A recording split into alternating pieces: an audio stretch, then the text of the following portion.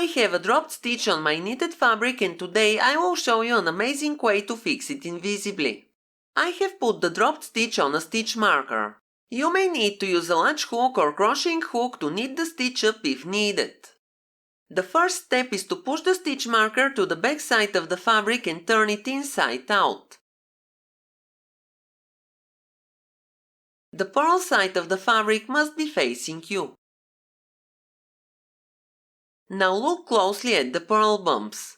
You have to be able to spot one row that is in line with the bottom of the hoe and another one that is aligned with its top. I'm showing you these purl bumps with my needle.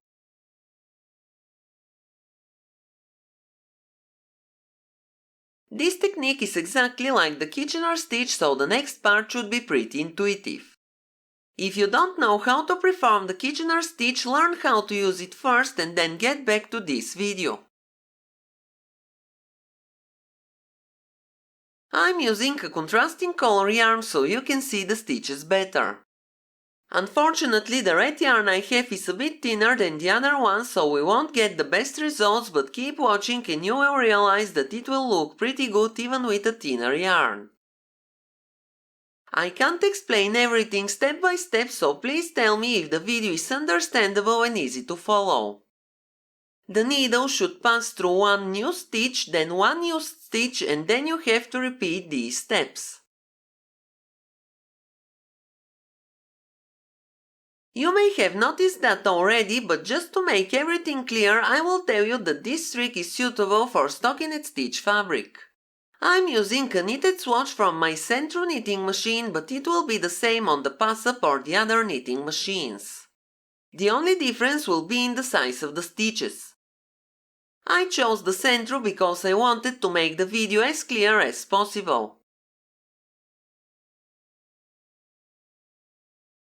Now I will remove the stitch marker so you can see the stitches better.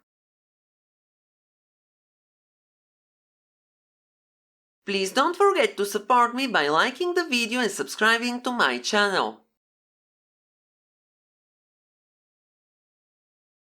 When you are sewing, you have to try to replicate the tension on the knitted fabric to achieve the best results.